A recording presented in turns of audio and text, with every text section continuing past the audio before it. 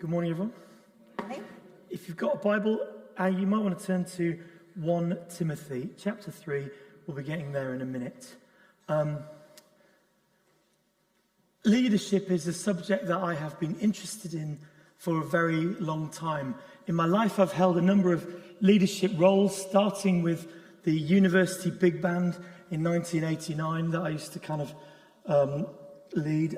Some secular, some in the church. I've read a few books on the subject, but more interestingly, I find myself perhaps rather geekily observing the way in which different people lead. That might be leading 3 people, that might be leading a church the size of this, it might be leading a movement or a country. I'm just interested in leadership and leadership styles. I once read a book a long time ago, a leadership book called The 1 Minute Manager. And it was just a very short book, and I thought, that makes a lot of sense. Not that I was in business, but it was amazing to me as I grew up to talk to so many people who in their work life were subject to leaders who didn't seem to be able to lead very well. And I thought, how easy is it to read a book called The 1 Minute Manager? It took me about 45 minutes to read it. There's so much good material out there, and yet people seem to be so bad at leadership. Anyway, that's just In that spirit, I want to present to you a couple of examples that I have observed of great leadership, and here they are, okay? The first one is Gareth Southgate. In July 2021, England lost the Euro final at Wembley for the first time. They lost it again this summer. Despite the heartbreak, there was a lot of praise for Gareth and his leadership style and the way that he'd radically developed the England team, which had been dogged, if we're honest, dogged by decades of poor performances and poor culture. And somehow he'd managed to instill pride and passion into the players and turn things around and make them look like people who wanted to win and who could win. And yeah, they almost did win. And I was particularly struck by this comment from the pundit and ex-footballer Gary Neville, who was comparing Southgate's behaviour to that of some of the senior politicians at the time. This is 2021. He said, the standard of leaders in this country in the past couple of years has been poor. Looking at that man, Southgate, he is everything a leader should be. Respectful, humble, he tells the truth. And that quote really stuck with me, and it got reported pretty widely on the radio, mainly because he was having a go at the politicians at the time. Just over a year after that, in September 2022, it was the Queen's funeral, and Justin Welby, the Archbishop of Canterbury, was delivering probably the most high-profile sermon of his life. And he made another reference to leadership standards, and this is what he said about Queen Elizabeth. He said, in 1953, the Queen began her coronation with silent prayer, just there at the high altar, and he referenced the high altar. Her allegiance to God was given before any person gave allegiance to her. Her service to so many people in this nation, Commonwealth, and the world had its foundation in her following Christ, God himself, who said that he came not to be served, but to serve and to give his life as a ransom for many.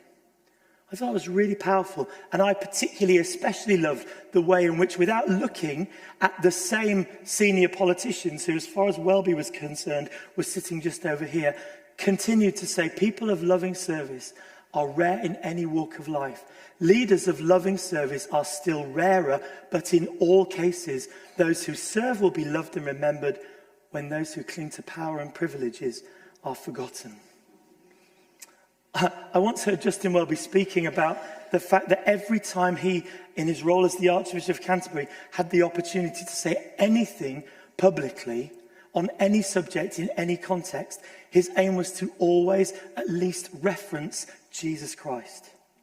So even if he was doing a secular interview for the news media, he would find a way to talk about Jesus. And I loved to hear how he managed to talk about Jesus and Jesus' leadership example, whilst at the same time honouring the Queen and paying a slight sideways swipe at the senior politicians of the day. I'm not here to talk about politics, you'll be grateful to know, or monarchy, or sport. I want to talk about leaders. The talk today is called Leaders Are Role Models. Or if you want a subtitle for that, What You Can Expect of Those Who Lead Around Here. And we are going to look at what the Bible has to say about leaders and the kind of standards that God expects from those who are called to lead his people. Now, as Joe said, this is a talk I have wanted to give for a long time. I think I've been thinking about and planning this, doing something like this for about 18 months. And just for various reasons, practical, health reasons, whatever, didn't happen. I do feel incredibly passionate about this subject. It's something I've lived in my own life, the joys and challenges of leadership, and in the lives of many others who I have spoken to, led, encouraged, talked about, and prayed with. Like many of you, I imagine, I feel utterly heartbroken when I hear about Christian leaders who are no longer in public ministry because of behaviour ranging from sexual impropriety to bullying to coercive control and spiritual abuse. And some of those stories are quite close to home. This is not just something that's out there in the media for all to see, heartbreaking as that is. It's something that I imagine some of us, maybe many of us, have experienced firsthand for ourselves. Maybe we've known people who have had to step down from leadership because of character or behaviour, or maybe they've been dismissed. If that's the case, then you will know that the impact of that kind of scenario, that kind of flawed leadership, causes just pain for everybody. Pain clearly, obviously for victims, pain for families, pain for congregations, the reputational damage it does to the wider church, and even more importantly to God himself. When one of his leaders falls, is just devastating. And if that is something that you have experienced personally, then I just want to say off the bat, I'm so sorry. I'm so sorry that's happened. And even if right now you're struggling to get past pain and heartache, I want to reassure you, I absolutely believe that there is hope and there is comfort and there is healing available. And we'd love to help you access that today. But what I want to do today and next week as well is look at what the Bible has to say about leadership and the kind of standards that God calls us to, because they are high and they are challenging. It's not a role to be taken lightly. I do realise that in talking about this, I'm putting myself and Joe and others who lead here on the line ourselves for scrutiny. That's a little bit daunting, but I think it's appropriate and it's necessary. And we're going to read this passage from 1 Timothy chapter 3, which I'm reading from the New Living Translation of the Bible. You can follow it on there or read it in your own version. This is a trustworthy saying. If someone aspires to be a church leader, he desires an honourable position.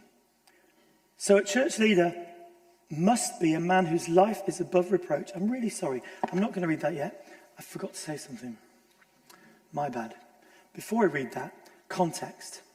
Two things about this passage. The first one is Paul had, just to set this up, Paul had previously spent time in Ephesus preaching and teaching, which had resulted in him starting a church. Now, such was Paul's passion and drive for the spread of the gospel that he pretty quickly moved on to go to another new place to preach and teach again and start another church. And so he didn't just leave, he left the church in Ephesus in the hands of a guy called Timothy, his young protege leader. And Paul continued to encourage and to teach Timothy in his role, but he did it from a distance. He did it by writing letters. And he'd heard that the church in Ephesus was in danger of being led astray by some leaders who'd come in, or people who'd come in and tried to take on leadership, but they had lacked character.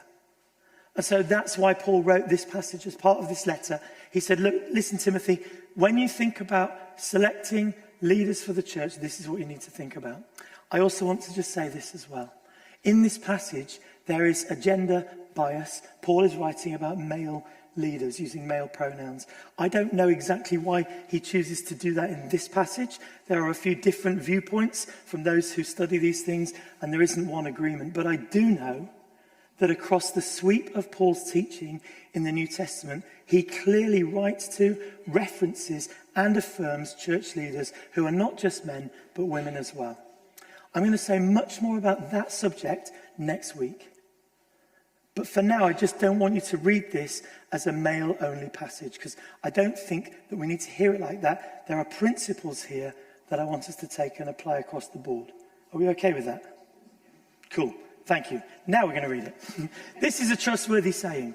If someone aspires to be a church leader, he desires an honourable position. So a church leader must be a man whose life, or woman, whose life is above reproach. They must be faithful. He must be faithful to his wife. He must exercise self-control, live wisely, and have a good reputation. He must enjoy having guests in his home and must be able to teach. He must not be a heavy drinker or be violent. He must be gentle, not quarrelsome, and not love money. He must manage his own family well, having children who respect him and obey him. For if a man cannot manage his own household, how can he take care of God's church? A church leader must not be a new believer, because he might become proud and the devil would cause him to fall.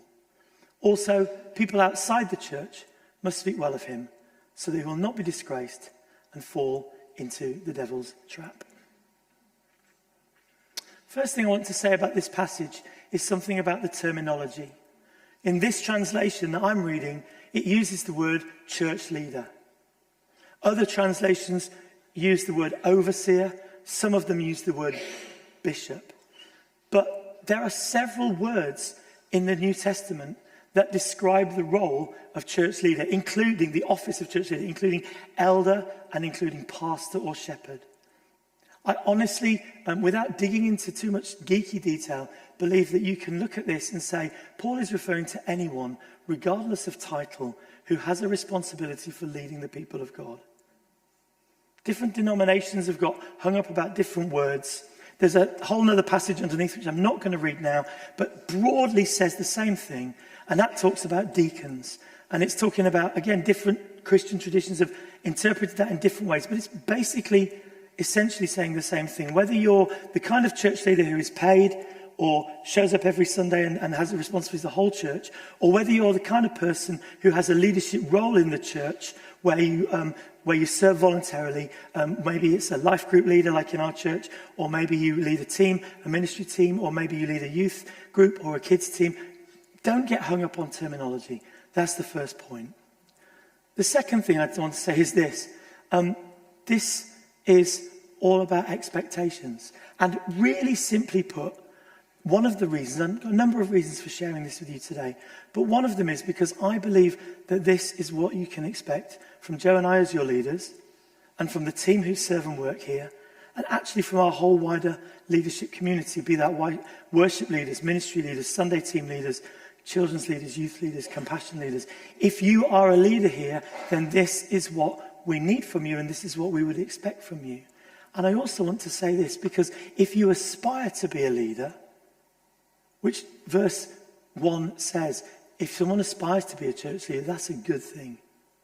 He desires an honourable position. And if that's you, if you aspire to leadership, or you feel like God is calling you to some level of leadership in the church, then here are some things to work on. Here's a training curriculum, okay? And actually, although this passage is about church leadership, these principles pretty much apply in pretty much any other context. So whether you have a leadership role at work, or whether you have a leadership role in your community or in your family, there is really important and helpful and healthy stuff here. Now, as you can see, this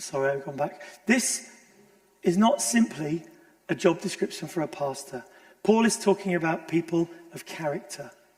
It reminds me of King David, or actually David the shepherd boy. Back in 1 Samuel, there's a story about how Samuel, the prophet, goes to anoint this new king, and he goes to the family, he looks for the big, strong, butch, handsome, obvious leadership material guys, and all 7 brothers he goes through, and God says, no, not that one, no, not that one. And he says, have you got any more? He says, yeah, we've got little David.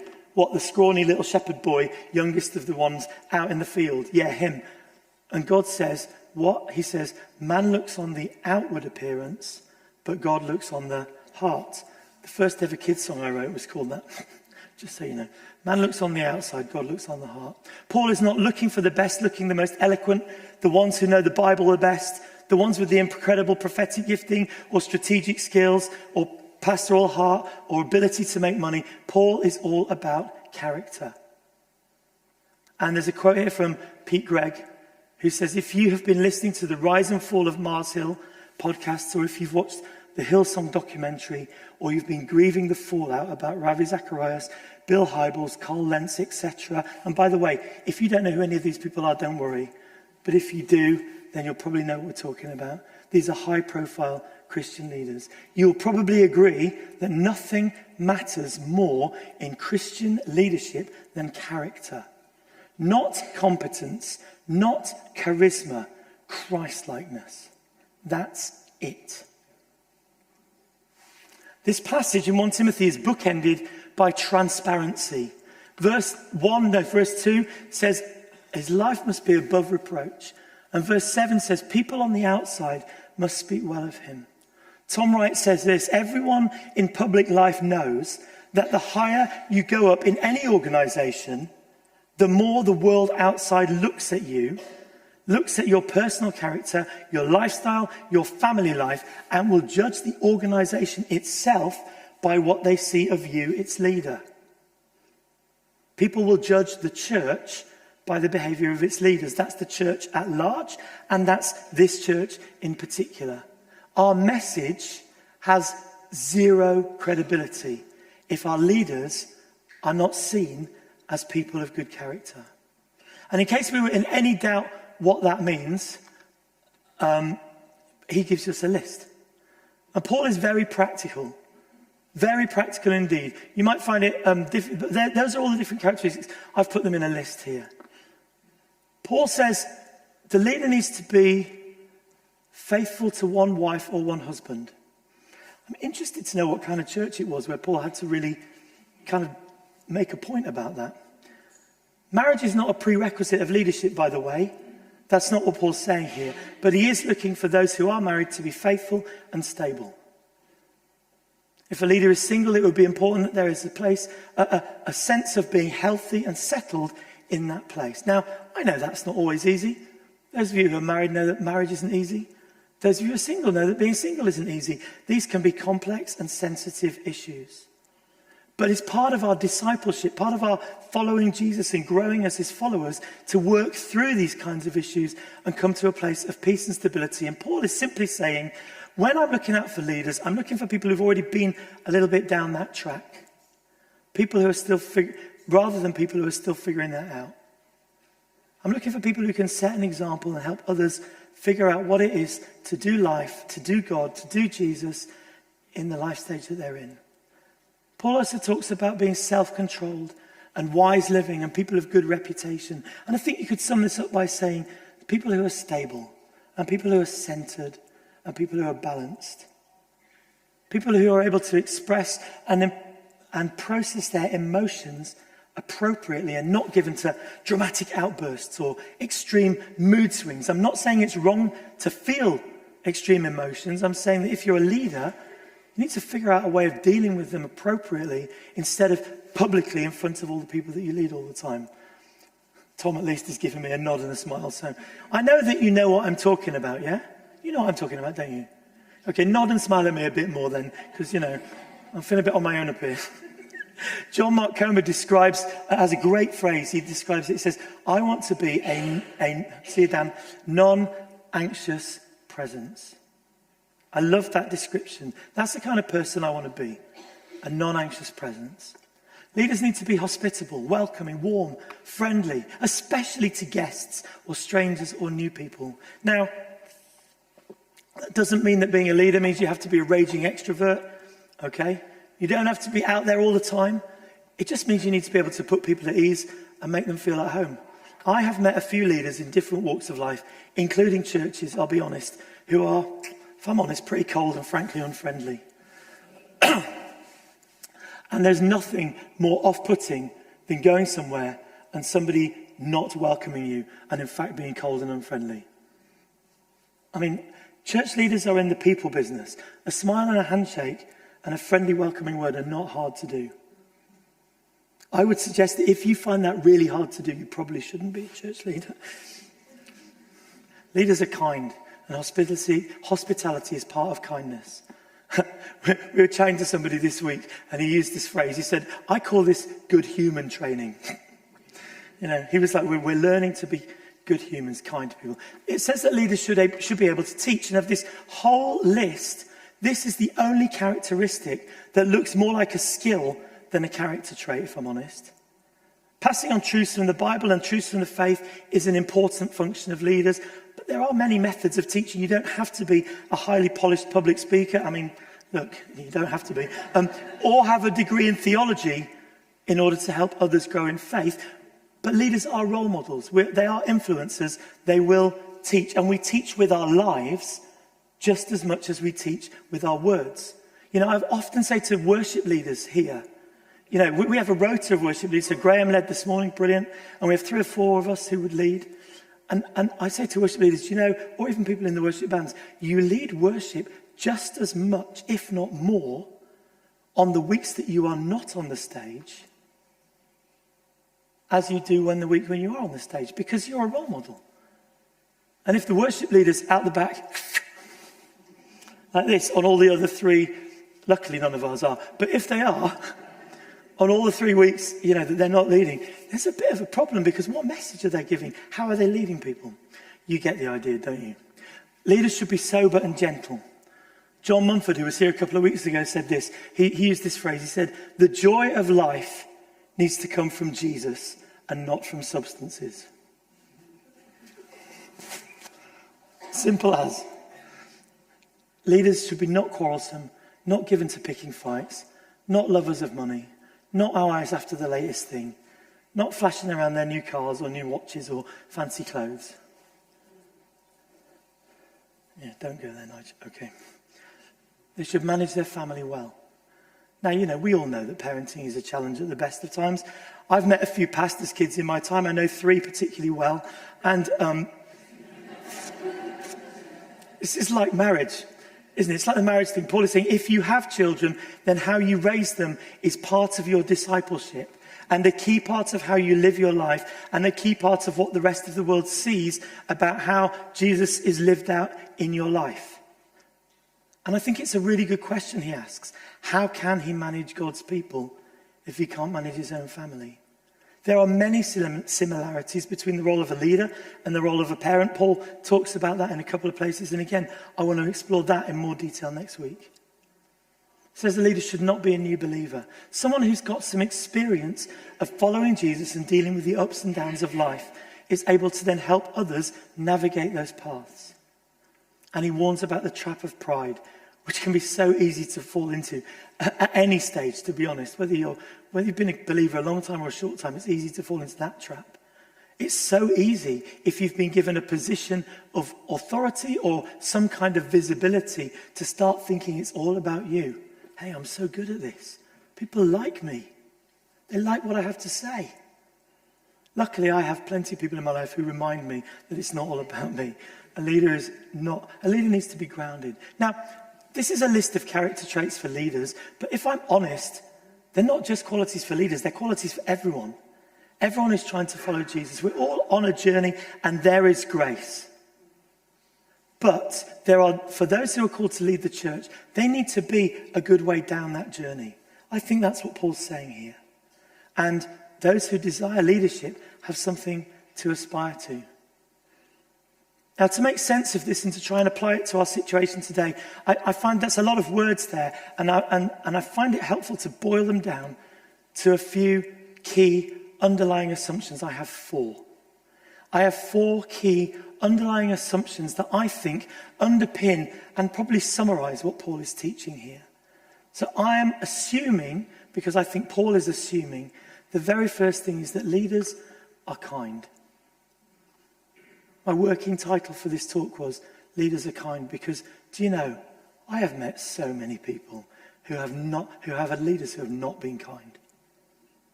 Now, you could boil down any of the situations, the public ones, the big media ones, the big investigations, the sexual immorality, the bullying, the coercive control. It's all horrible. But what it boils down to, if you want to be absolutely honest, is this leader just wasn't very kind. And if you don't know how to be kind, what the heck are you doing leading God's people? Sorry, I'm getting a bit... Kindness is the quality of being friendly, generous, and considerate. Kindness is often seen as a weakness in some people's worlds, and considering the needs and wishes of others is somehow minimizing your own value. That could be down to stereotypes. It could be down to all kinds of wrong thinking. Oh, hang on. My notes have disappeared. Let me read you this quote from a media and business psychologist called Charlotte Armitage. Sometimes it's the strongest people who are able to be the kindest. They don't feel the need to use defenses or put up barriers to protect themselves, and they can therefore offer genuine kindness because they feel safe and secure with who they are. To truly offer kindness shows a level of psychological strength and resilience which is grounded in an acceptance of oneself. This level of acceptance requires a significant amount of internal strength and takes hard work to achieve. And then there's a whole bunch of stuff about how kindness is also really good for your mental and physical well-being and oxytocin and hormones. I don't have time to get into that. For me, kindness is a number one trait I am looking for in anyone I meet, and especially any leader. Particularly if there's somebody that I think I might want to learn from or look up to or be influenced by in any way. When someone fails to display a basic, simple kindness, I honestly find it pretty hard to engage with anything else they say or do. If you're unkind to me or to others without a good reason, I'm going to find it really hard to respect you.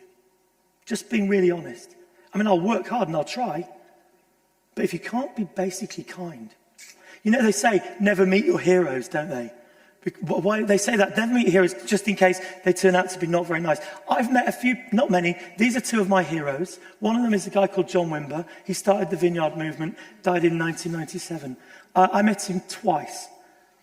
He's so kind. He was this big shot leader. He was like, oh, it's John Wimber. And I was playing the piano in this thing, and he came in and he said, I can see you have a jazz training. I thought, what a lovely thing to say. We just got into a conversation about that. The other one of my heroes, I haven't mentioned Bono for a while, but Bono, the leader of the band U2, I had an incredible opportunity many years ago to meet him at a funeral of somebody who was a friend of some friends of mine. Anyway, it's a long story, I won't go into it. Just to say, he was so kind. So for me, meeting my heroes was a really good thing to do. In our family, we have a family motto. We didn't make it up. We got it from some parenting gurus that we know. We used to know back in Birmingham. And it's this: in our family, we are kind and we share. We wrote it on the wall and we pointed it to it every time we needed to. And we said it a lot when our kids were growing up. And as you can see, kindness is also one of the main fruits of the Spirit. Leaders are not only kind, leaders are humble. I think there's a basic assumption here, underlying what Paul is teaching, that leaders should be people who are not people who are looking for power or position, always telling everybody how great they are, how much they've done, all the books they've read, all the experience they've got.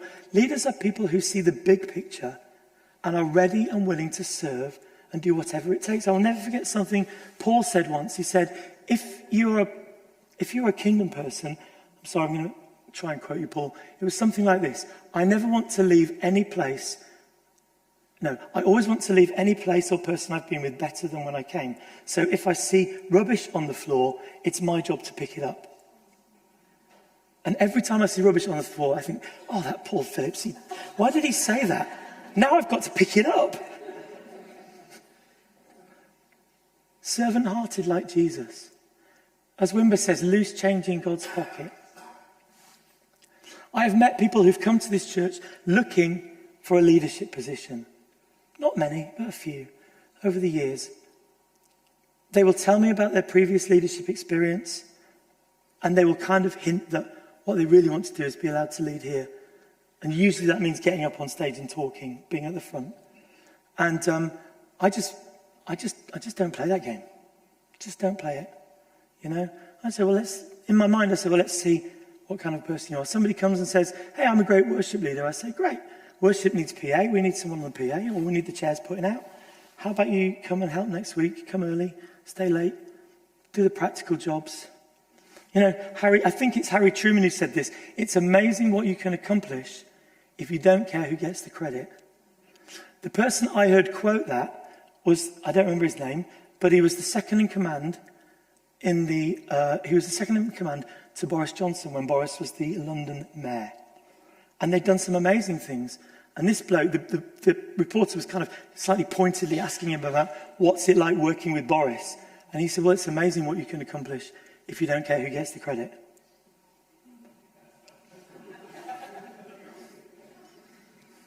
Leaders are kind, leaders are humble, and leaders have integrity. I nearly said leaders are honest, but I think it's more than honesty. It's honesty and transparency. It's not just being honest and saying the right things. It's having strong principles that don't change. And it's being happy for other people to see that that's what's going on in your life. So I think it's an old computer phrase, WYSIWYG. What you say is what you get. What you see is what you, thank you. What you see, or what you say, could I apply both ways? What you see is what you get. That's a very small picture of an athlete from the 80s, 90s called Chris Akabusi. He used to present the record breakers when I was a kid. I once heard him talking about his faith, because he's a Christian, he's a believer. They said, hey Chris, you're a Christian, right? Yeah. Why don't you talk about your faith more? He said, well, I do talk about my faith, actually, but I only talk about my faith in my church. I preach in my church. He said, because they are the people who can see if my walk is matching up with my talk. I thought that was really interesting. You see, I think integrity implies transparency and it implies scrutiny. There's no way of finding out if any of this is true unless our leaders are open to being scrutinized. You can only know or discover these things by asking some questions and digging in. And when you offer yourself for leadership, you are giving up the right to privacy. That's quite a big deal. Leaders are an open book. It's something that you sacrifice for the responsibility. And lastly, I want to talk about this. Leaders are emotionally healthy. There's a quote there from Pete Scazzaro. The emotionally unhealthy leader is someone who operates in a continuous state of emotional and spiritual deficit, lacking emotional maturity, and a being with God that is sufficient enough to sustain their doing for God. Now, earlier I touched on the tragedy of church leaders who've fallen from grace. And as I said, whenever that happens, it's heartbreaking and it throws up many questions. And one of the questions that I have pondered on a lot in the last couple of years is, do abusive leaders know what they're doing and intend to harm people? That's quite a big question. And my answer is, I don't know. Because I think there are many complex reasons why people act and behave in certain ways. I do know that they are certainly, for whatever reason, lacking in kindness, humility, integrity, and emotional health. Okay? That's not there. So at worst, those people are being deliberately mean and cruel. And they're setting out to use their power and position to control and abuse others. That's the worst case scenario. At best, they have blind spots and lack insight and basically are completely unaware of what their behavior is doing, how it's showing, and how it's impacting other people. Yeah? You with me? Do you get me? So I'm not judging why a person has landed up in that place, because it could be because they're just horrendous, horrible people, or it could be that they just are very, very blind and haven't had the investment or the input to know that this is how you're meant to be. Often they're working within a culture that doesn't encourage them to receive feedback or correction or accountability. That might be a culture that they have created themselves and therefore drawn others into. That certainly seems to have been the case with Mike Pilavachi over at Soul Survivor. Heartbreaking. Heartbreaking. Or it may be that they've grown up in that culture and they've been formed by it and they didn't have a hope of ever thinking anything else because the culture that formed them has influenced them. It may well be the case that they've been hurt or abused themselves. That may be a tragedy, but it doesn't excuse behaviour. And one thing is certain, that they are almost certainly, sadly lacking in emotional health. Now, Pete Scazzaro has written the book on emotional health, a number of books on them. We've studied one of them here. Our interns, the DY guys did it last year, actually. And he's also written a book for leaders, and he talks about 4 characteristics of emotionally unhealthy leaders. He says emotionally unhealthy leaders have a low self-awareness. They don't know what's going on inside. Even when they recognize a strong emotion like anger, they fail to process it honestly or appropriately. Now, I can look back on this list and think about many examples in my own life. Examples of realizing as I grew up that I had issues of abandonment as a child, which I was projecting onto Joe in my marriage, in my wife. Issues of frustration and pain from my dad, which I was projecting onto pretty much any male leader I had.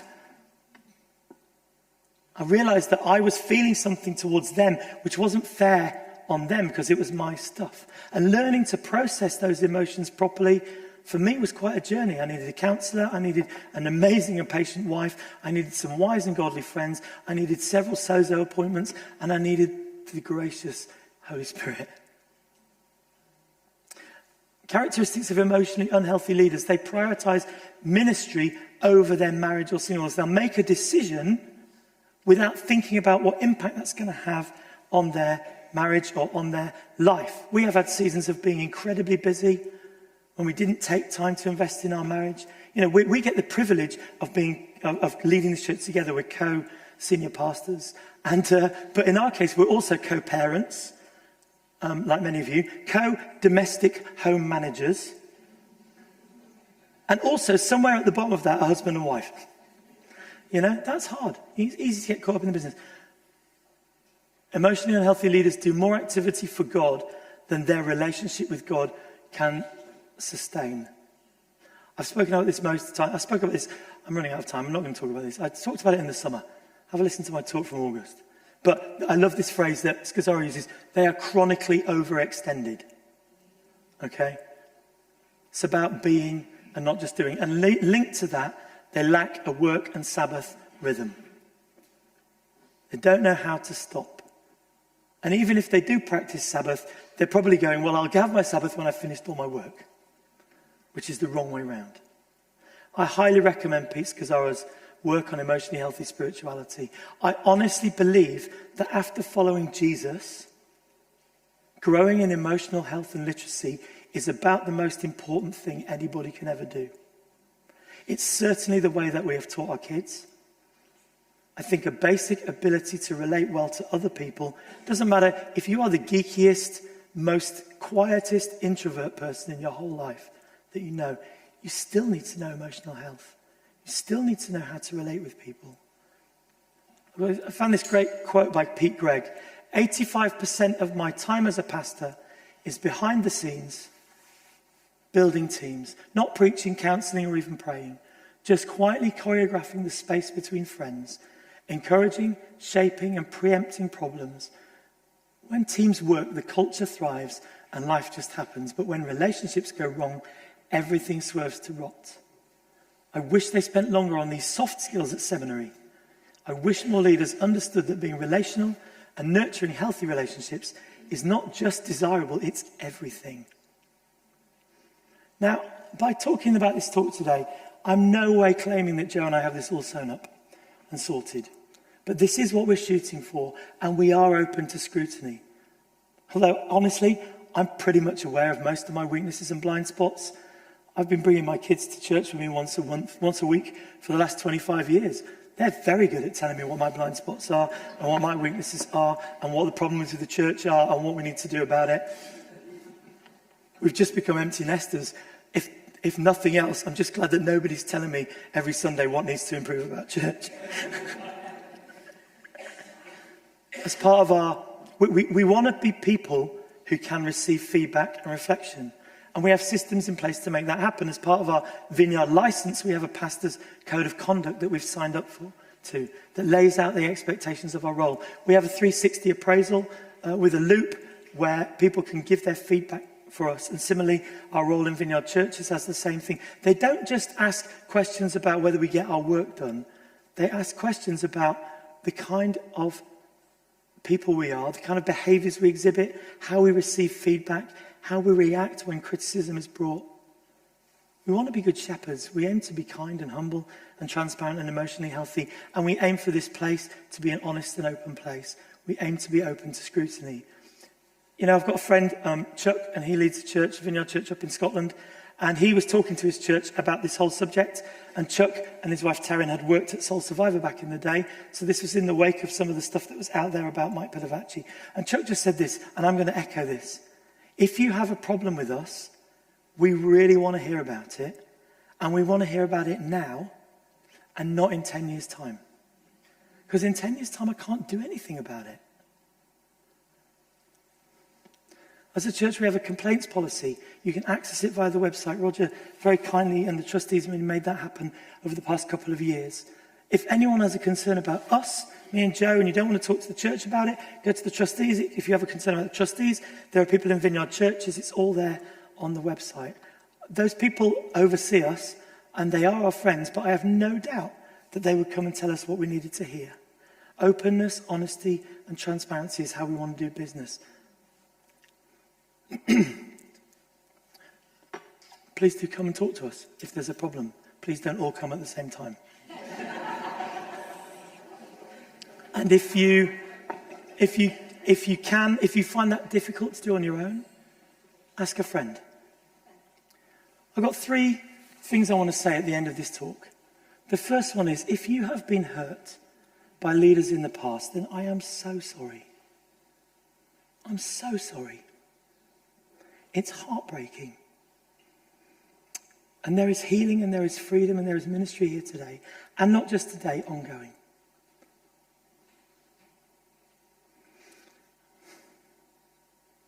Some of us here have a leadership calling on our life, but we don't feel able to operate in it at this point because when we've stepped up and served, we've been, whatever, other people over us have caused us pain or hurt due to maybe one of these reasons.